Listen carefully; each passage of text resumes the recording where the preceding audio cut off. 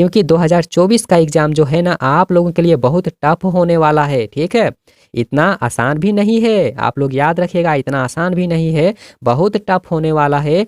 तो इसलिए ज़बरदस्त मेहनत कीजिए। प्यारे स्टूडेंट, कैसे हो आप लोग? आई होप कि आप लोग बहुत अच्छे होंगे और बोर्ड एग्जाम का तैयारी बहुत ही धाकड़ तरीके से कर रहे होंगे।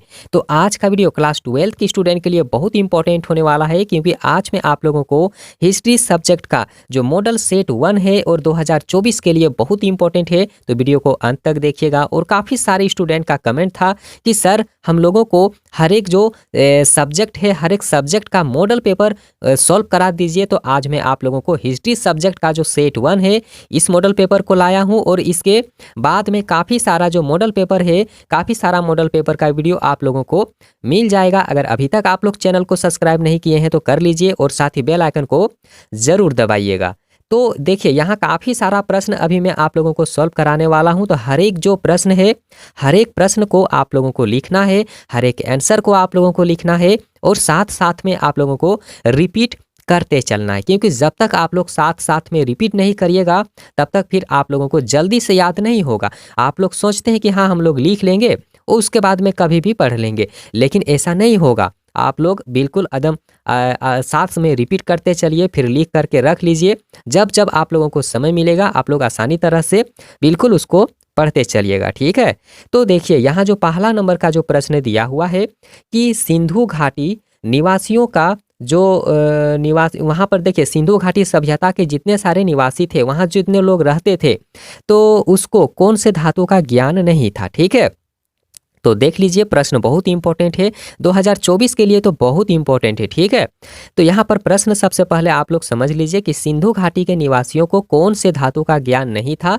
तो देखिए सिंधु घाटी के जितने सारे लोग थे, वहाँ पर जितने सारे लोग रहते थे, उसको सोना का ज्ञान था, चांदी का ज्ञान था और तांबा का ज्ञान था, लेकिन लोहा का ज्ञान बिल्कुल भी नहीं हुआ था उस समय में वहाँ के लोगों को, ठीक है। दूसरा नंबर का प्रश्न भी नोट करिए कि मोहनजोदड़ो की खोज 1922 ईस्वी में किसने किया था। तो किसने किया था? तो रखालदास बनर्जी ने किया है। आंसर आप लोग लिखते चलिएगा, साथ में रिपीट करते चलिएगा, ठीक है।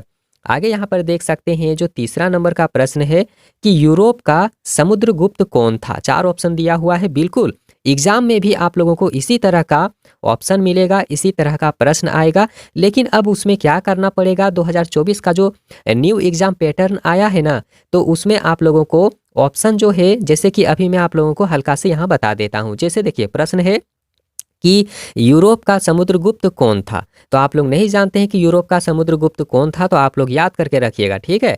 इसका आंसर होगा नेपोलियन, ठीक है। कौन होगा? तो नेपोलियन होगा। नेपोलियन को ही यूरोप का समुद्रगुप्त कहा जाता है। तो देखिए आंसर शीट जो आप लोगों को मिलेगा, प्रश्न मिलेगा, प्रश्न अलग से मिलेगा और आंसर शीट आप लोगों को अलग से मिलेगा। तो आंसर शीट में आप लोगों को आंसर यहाँ पर लिख देना है, और आंसर के साथ में यहाँ पर आप लोगों को लिखना है नेपोलियन, ठीक है। अगर इस तरह से आप लोग लिखिएगा तो इसी तरह से वहाँ पर एग्जाम पैटर्न जो है ना, एग्जाम पैटर्न इसी तरह से आप लोगों को बोल रहा है कि हाँ इसी तरह से आप लोगों को लिखना है। जो OMR सीट में ऑब्जेक्टिव होता था ना, अब बिल्कुल भी नहीं होगा, ठीक है। तो इस चीज़ को आप लोग याद रखिएगा, लिखने का हैबिट करिए, और अगर आंसर अच्छे से याद करके रखिएगा तो फिर लिखने में बिल्कुल भी दिक्कत नहीं होगा, ठीक है। यहाँ पर देखिए जो 4 नंबर का प्रश्न है कि किस अभिलेख से अशोक द्वारा कलिंग विजय का पता चलता है। मतलब देखिए कौन से अभिलेख के द्वारा अशोक द्वारा जो है, किस अभिलेख से अशोक के द्वारा जो है कलिंग विजय का पता चलता है। तो इसका राइट आंसर होगा 13वें, ठीक है। जो हाँ 13वें होगा, 13वें, ठीक है। 13वें आप लोग याद रखिएगा। आगे जो यहाँ पर प्रश्न है कि अभिज्ञान शाकुंतलम के रचनाकार कौन है। तो याद रखिएगा कालिदास हैं, ठीक है। आगे देखिए 6 नंबर का प्रश्न है कि ऋग्वेद के पुरुष सूक्त में सर्वप्रथम किस वर्ण का उल्लेख मिलता है। तो देखिए किस वर्ण का उल्लेख मिलेगा उसमें, तो उसमें शूद्र का उल्लेख मिलता है, ठीक है। किसका उल्लेख मिलता है? शूद्र का उल्लेख मिलता है। तो आप लोग याद करके रखिएगा। देखिए जो 7 नंबर का प्रश्न दिया हुआ है ये बहुत इंपॉर्टेंट क्वेश्चन है, आप लोग याद करके रखिएगा।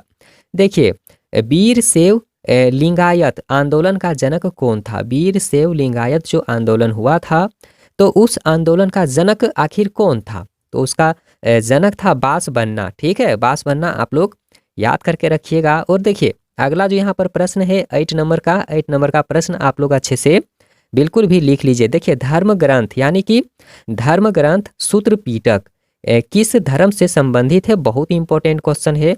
जो धर्म ग्रंथ सूत्र पीटक है, ठीक है, तो सूत्र पीटक से संबंधित आखिर कौन सा धर्म है ये आप लोगों को बताना है, ठीक है। तो याद रखिएगा बौद्ध धर्म होगा। कौन से धर्म होगा?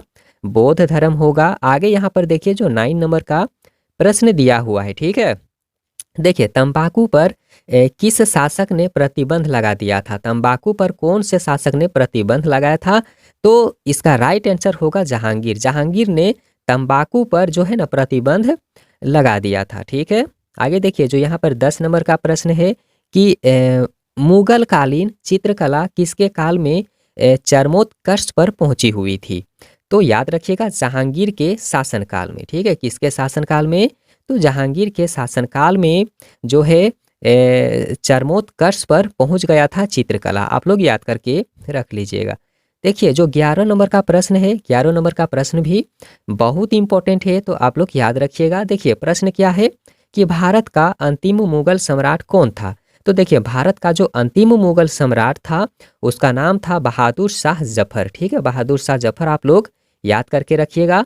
आगे यहाँ पर देखिए जो 12 नंबर का प्रश्न दिया हुआ है कि स्थापत्य कला, ठीक है, स्थापत्य कला का सर्वाधिक विकास किसके समय में सबसे ज़्यादा हुआ था? तो देखिए शाहजहां के शासनकाल में सबसे ज़्यादा हुआ था, तो याद रखिएगा शाहजहां होगा।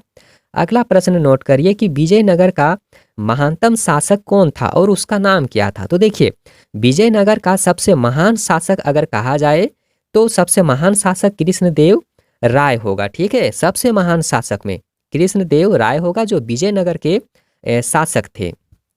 आगे देखिए जो 14 नंबर का प्रश्न दिया हुआ है कि मार्ग का जहाज किसे कहा जाता है?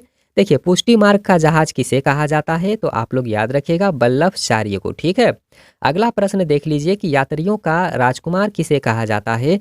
तो यात्रियों का राजकुमार जो है हुएन सांग को कहा जाता है, जो इसका ख नंबर ऑप्शन है बिल्कुल इसका राइट आंसर है, ठीक है।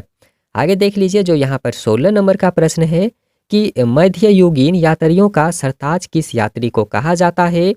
तो मार्को पोलो को कहा जाता है, याद रखिएगा मार्को पोलो को कहा जाता है।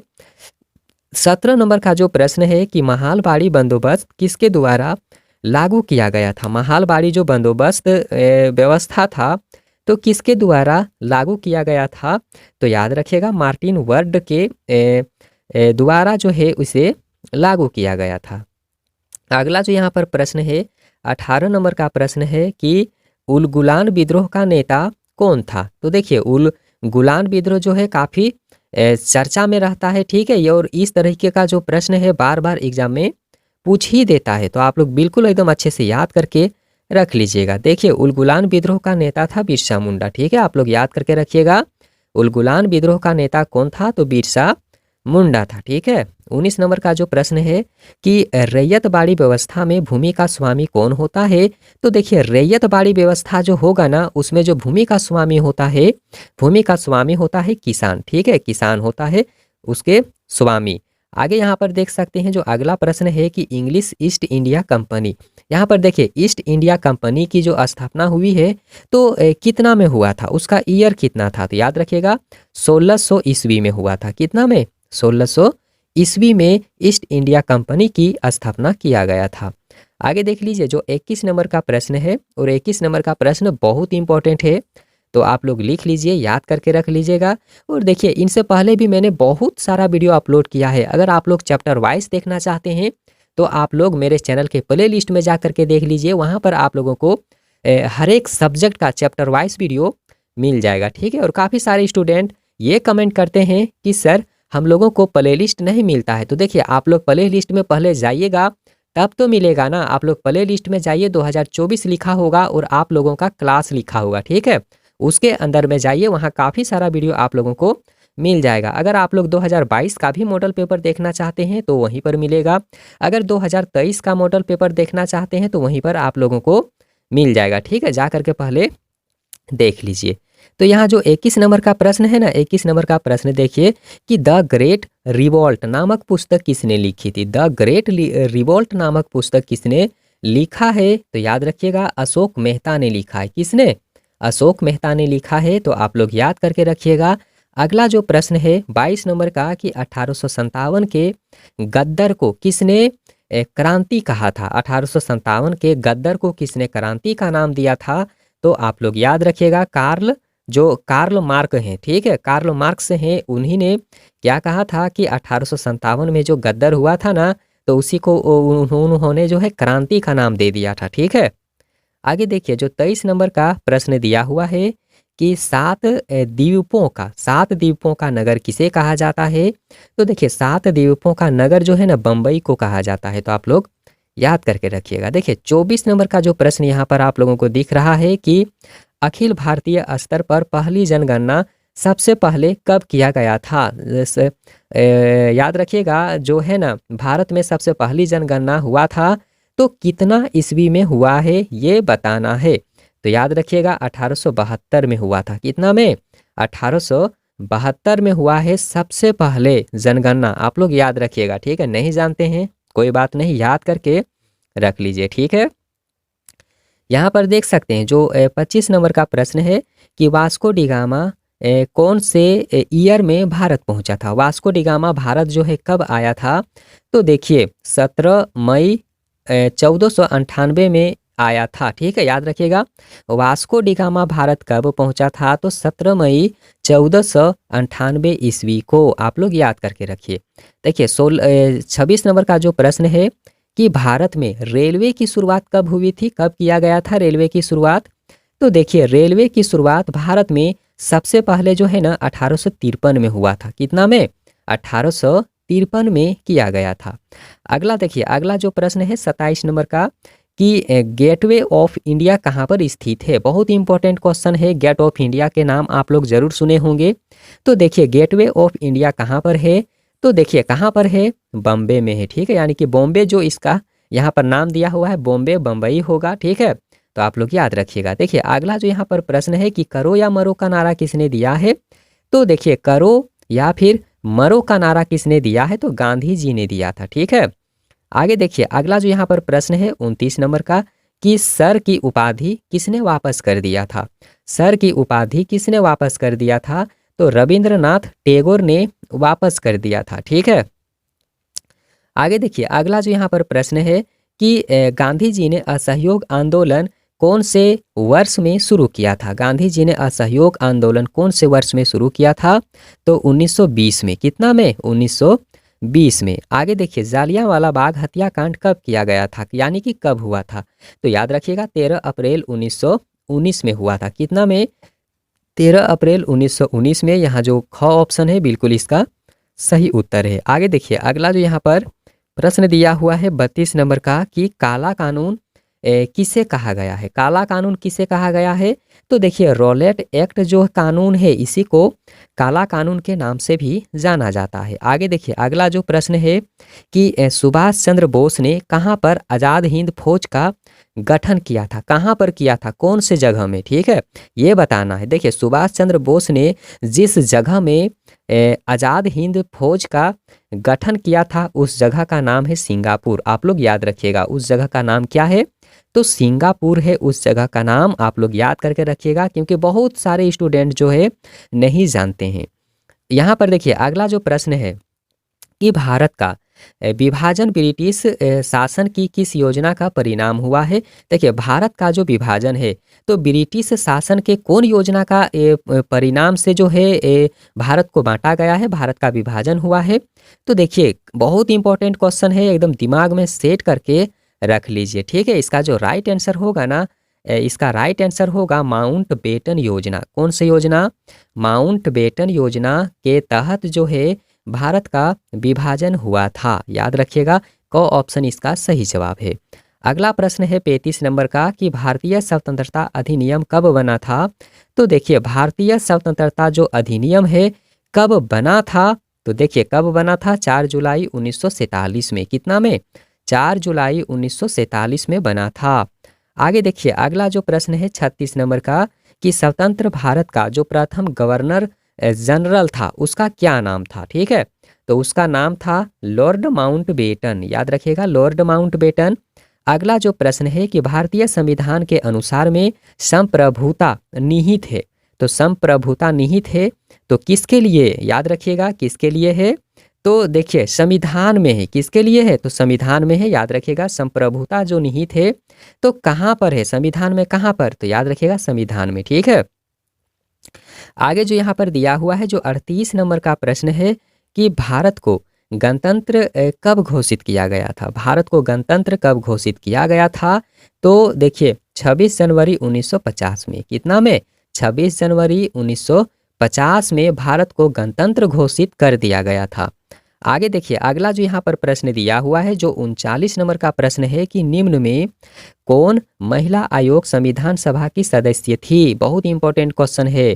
देखिए महिला आयोग संविधान सभा के सदस्य में कौन सी महिला थी, उसका नाम है देखिए सरोजिनी नायडू और हंसा मेहता, फिर यहाँ पर देखिए दुर्गाबाई देशमुख, ठीक है। मतलब इनमें से सब जो है ना संविधान सभा के सदस्य में शामिल थी, याद रखिएगा सब महिला, ठीक है।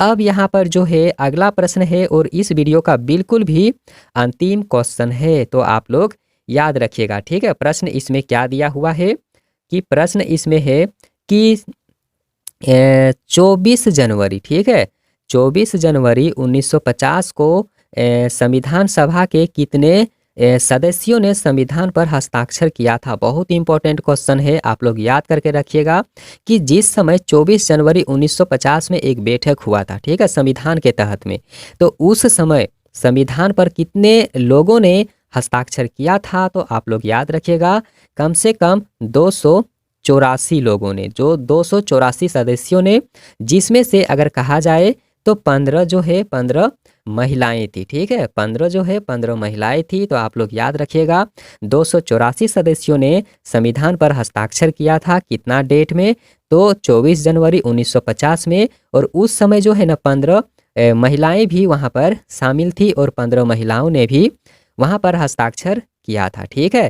तो ये था आप लोगों के लिए 40 ऑब्जेक्टिव क्वेश्चन। अब काफ़ी सारे स्टूडेंट के मन में ये सवाल जरूर उठ रहा होगा कि सर हम लोगों का तो 30 प्रश्न का ही एग्जाम होगा। तो देखिए आप लोगों को मैं बता देना चाहता हूं कि आप लोगों का जो एग्जाम होगा, ठीक है, 30 ऑब्जेक्टिव आएगा। कितना आएगा, 30 ऑब्जेक्टिव आएगा और 50 अंक का जो है ना ये सब्जेक्टिव एग्जाम होगा। तो आप लोग अच्छे से मेहनत करिए, क्योंकि देखिए बिना मेहनत से आप लोग सफल नहीं हो पाएंगे। मेहनत कीजिए, आप लोग ज़बरदस्त मेहनत कीजिए। और अगर अभी तक चैनल को सब्सक्राइब नहीं किए हैं तो कर लीजिए, क्योंकि मैं आप लोगों को हमेशा बिल्कुल भी मदद करता रहूँगा। हमेशा आप लोगों के लिए वीडियो अपलोड होता रहता है, तो आप लोग चैनल को सब्सक्राइब करके मेरे साथ में बने। और मैं जितने सारे वीडियो आप लोगों के लिए अपलोड करूं, हर वीडियो को देखना है।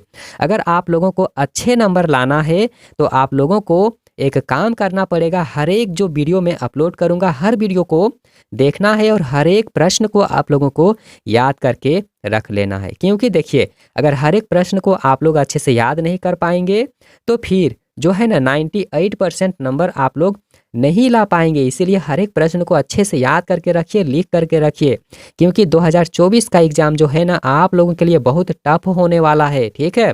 इतना आसान भी नहीं है, आप लोग याद रखिएगा, इतना आसान भी नहीं है, बहुत टफ होने वाला है। तो इसलिए ज़बरदस्त मेहनत कीजिए। तो आज का वीडियो कैसा लगा आप लोगों को? ऐसा कोई भी प्रश्न है जो आप लोगों को ना समझ में आया है तो आप लोग कमेंट सेक्शन में कमेंट कीजिए। और वीडियो देखने के लिए बहुत बहुत धन्यवाद।